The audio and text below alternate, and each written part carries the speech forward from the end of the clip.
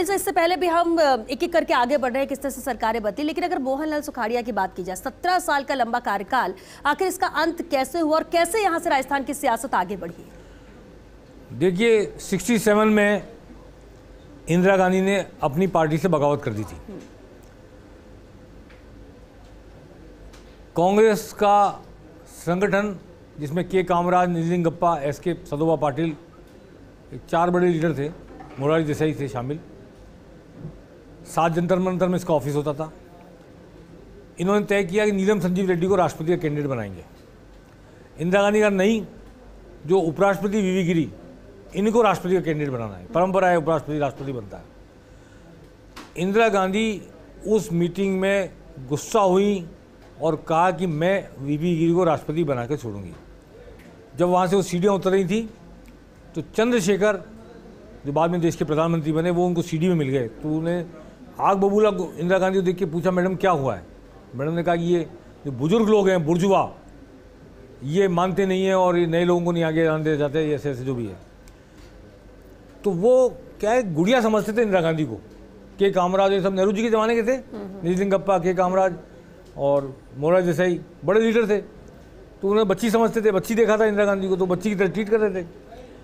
तो चंद्रशेखर ने उस वक्त कहा कि मैडम हम आपके साथ हैं इस लड़ाई में। यहाँ से इंदिरा गांधी ने कांग्रेस का स्प्लिट किया और युवा तुर्क एक नया नारा चला, जिसमें चंद्रशेखर, कृष्णकांत, मोहन धारिया और रामधन, 4 लोगों के नाम इतिहास में दर्ज हैं। उन्होंने 45-50 सांसदों के साइन करा के इंदिरा गांधी समर्थन जारी कर दिया पत्र, और उनकी इस एग्रेशन से बहुमत इंदिरा गांधी पर आ गया पार्लियामेंट में, पार्लियामेंट्री बोर्ड में। तो वो प्राइम मिनिस्टरशिप से हटा नहीं पाए इंदिरा गांधी को। 69 की बात है।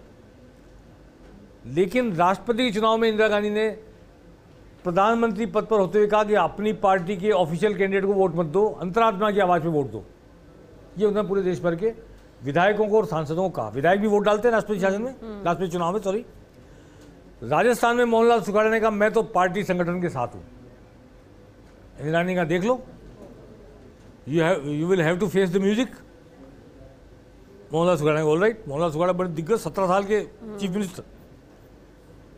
उस वक्त किसी को कल्पना नहीं थी कि इंदिरा गांधी इतनी ज़बरदस्त पटाखा चला देंगी और इतनी ज़बरदस्त पलटी मार देंगी कि कांग्रेस ओल्ड कांग्रेस हो जाएगी और धीरे धीरे खत्म हो जाएगी। उस कांग्रेस को संगठन कांग्रेस कहा गया और इंडिकेट सिंडिकेट, इंदिरा गांधी कांग्रेस को इंडिकेट कहा गया और उस निजलिंगप्पा वाली कांग्रेस को सिंडिकेट कहा गया। सुखाड़िया जी ने उस वक्त अपने विधायकों से नीलम संजीव रेड्डी के पक्ष में वोट डलाए। केवल 5 विधायकों ने इंदिरा गांधी के अंतरात्मा की आवाज़ के नारे को रेस्पॉन्ड किया। शिवचरण माथुर, बरकतुल्ला खां, पूनम चंद बिश्नोई और 2 औरतें, मुझे नाम याद नहीं आ रहे। इन 5 विधायकों को इंदिरा गांधी ने बाद में किसी को चीफ मिनिस्टर बनाया, किसी को विधानसभा अध्यक्ष बनाया, किसी को पुरस्कृत किया इंदिरा गांधी ने 5 को बाद में।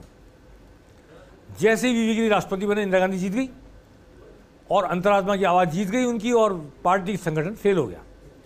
तो वो ओल्ड कांग्रेस हो गई, संगठन कांग्रेस हो गई, उसका नाम संगठन कांग्रेस पड़ गया। तो उन्होंने चुनाव चिन्ह 2 बैलों की जोड़ी पर नारा अपना दावा किया पेश, चुनाव आयोग ने सीज कर दिया। इंदिरा गांधी ने गाय बछड़ा चुनाव चिन्ह ले लिया, नया चुनाव चिन्ह आ गया कांग्रेस का। तो मोहनलाल सुखाड़िया को इंदिरा गांधी ने दिल्ली बुलाया और कहा कि आपने अंतरात्मा की आवाज़ नहीं सुनी तो इस्तीफा दे दीजिए। उन्होंने इस्तीफा देने से मना किया।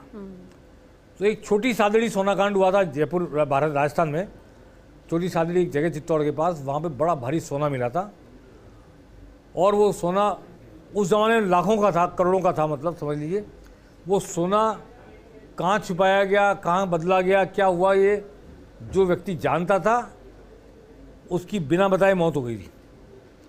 ऐसा मानते हैं कि सुखाड़िया जी की जानकारी में था कि कहाँ वो सोना था, क्या उसकी एक फाइल थी जांच की, वो उन्होंने आगे रख दी इंदिरा गांधी ने। ऐसा मैंने लोगों से सुना है, मैं कोई देखा नहीं, लेकिन आई विटनेस नहीं, लेकिन ऐसा कहते हैं। मोहनलाल सुखाड़िया वहीं से इस्तीफा दे के आ गए। और बरकतुल्ला खां मेरे ख्याल से सुखाड़िया जी के चीफ मिनिस्टर बनाए गए। जुलाई 71 की बात है ये। बरकतुल्ला खां ने भी अंतरात्मा की आवाज़ सुनी थी तो वो चीफ मिनिस्टर बन गए। हाँ, बरकतुल्ला खां का निधन हो गया तो हृदय जोशी को दिया गया मौका मुख्यमंत्री बनने का 73 में, और हृदय जोशी टुकड़ों टुकड़ों में कई बार मुख्यमंत्री बने, 3 बार। 77 तक वो मुख्यमंत्री रहे। 71 में जब बांग्लादेश की लड़ाई हुई, पूरी पाकिस्तान था पहले, वो बांग्लादेश बनाया इंदिरा गांधी ने। 93,000 सैनिकों ने आत्मसमर्पण किया पाकिस्तान के। खुद अटल बिहारी वाजपेयी ने इंदिरा गांधी को दुर्गा कहा, दुर्गा का अवतार कहा रामलीला मैदान की सभा में। तो इसके बाद 72 का चुनाव आया, क्लीन स्वीप कर गई कांग्रेस, इंदिरा गांधी वाली कांग्रेस, गाय बछड़ा। इसके बाद बरकतुल्ला खां के बाद हृदय जोशी चीफ मिनिस्टर बने। उसके बाद में 77 का युग आया, लेकिन पहले हम जाना चाहते हैं इमरजेंसी पर। 74 में जेपी मूवमेंट हुआ पूरे देश में, और बिहार से चला। पहले गुजरात में नवनिर्माण आंदोलन हुआ था। नवनिर्माण आंदोलन चिमनभाई पटेल की सरकार के खिलाफ गुजरात के छात्रों ने किया था। उसके बाद अब्दुल गफूर की सरकार कांग्रेस की थी बिहार में, उसके खिलाफ आंदोलन शुरू किया। छात्रों का आंदोलन था, छात्र युवा संघर्ष वाहिनी बनी।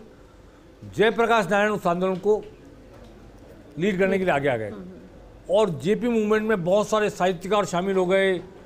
फणीश्वरनाथ रेणु, कमलेश्वर, कई साहित्यकार उसमें शामिल हो गए, और लाठीचार्ज हुआ। फणीश्वरनाथ रेणु के चोटें भी आई थी लाठीचार्ज में।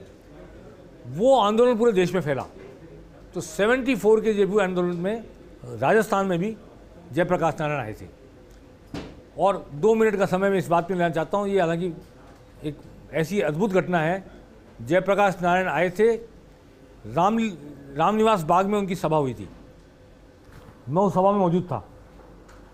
और जयप्रकाश नारायण की प्रेस कॉन्फ्रेंस हुई थी, मैं उस प्रेस कॉन्फ्रेंस में भी मौजूद था। हालांकि मैं पत्रकार नहीं था, छात्र नेता था, पर एक पत्रकार के साथ चला गया था। और मैंने जयप्रकाश नारायण से उस वक्त सवाल भी किया, जिसमें मेरे को कई पत्रकारों ने डांटा टोका, वो अलग कहानी है। जयप्रकाश नारायण की उस सभा में किशोर निवास, किशनपोल बाजार में कहीं है उधर, वहाँ से गांधी शांति प्रतिष्ठान से रैली निकली थी। और एक कालीचरण सराफ जो मंत्री रहे हैं और विधायक रहे हैं इतनी बार, ये उस वक्त राजस्थान विश्वविद्यालय शासन के अध्यक्ष थे। मैंने इनको हाथ ठेले पर माइक लगा के नारे लगाते हुए देखा, और नारे लगा रहे थे कि जो रोजी रोटी दे न सके वो सरकार निकम्मी है, जो सरकार निकम्मी है वो सरकार बदलनी है, और मंत्री मौज करते हैं, जनता भूखों मरती है। बाद में जब ये मंत्री बन गए तो एक सभा में मैंने को याद दिलाया कि यार आपने एक बार ये नारा लगाया था, मंत्री बनने के बाद याद भी है कि नहीं, कि मंत्री मौज करते हैं, जनता भूखों मरती है, तो हंस रहे थे। तो मैं जेपी मूवमेंट के समय उस सभा में, पूरी सभा में MI रोड तक भीड़ इकट्ठी हो गई थी। मेरी आंखों देखी है कि अल्बर्ट हाउस से MI रोड तक आदमी को जगह नहीं मिल रही थी, इतने लोग इकट्ठे हो गए थे। उस जेपी मूवमेंट के कारण जब इलाहाबाद हाईकोर्ट का फैसला आया, इंदिरा गांधी हार गई, उनका चुनाव अवैध घोषित कर दिया गया कानूनी रूप से, इंदिरा गांधी ने 25 जून 1976 को आपातकाल की घोषणा कर दी। और पूरे देश में जितने लोग बगावत कर रहे थे, उस वक्त जेपी ने भी कहा था अगर सच कहना बगावत है तो कह दो कि हम बागी हैं। ये कविता का हिस्सा जो सुनाया, और ये भी सुनाया तीर पर कैसे रुकूं मैं आज लहरों में निमंत्रण। तो वो जयप्रकाश नारायण से देश के सारे विपक्षी नेता जेल में भर गए। और उसके बाद 77 में, लेकिन इंदिरा गांधी की बात मैं कहना चाहता हूँ कि इतनी बड़ी तानाशाह हो गई, वो सारे अखबार दबा दिए गए, टीवी चैनल तो उस वक्त थे नहीं, आकाशवाणी इंदिरावाणी बन के रह गई थी। लेकिन उसके बावजूद उन्होंने, चाहे अंतर्राष्ट्रीय दबाव था चाहे कुछ भी, डेमोक्रेसी को बहाल करने के लिए 1977 में चुनाव की घोषणा की। पहली गैर कांग्रेसी सरकार राजस्थान में 1977 के लोकसभा चुनाव के बाद, जब विधानसभा चुनाव हुआ बाद में, तब बनी।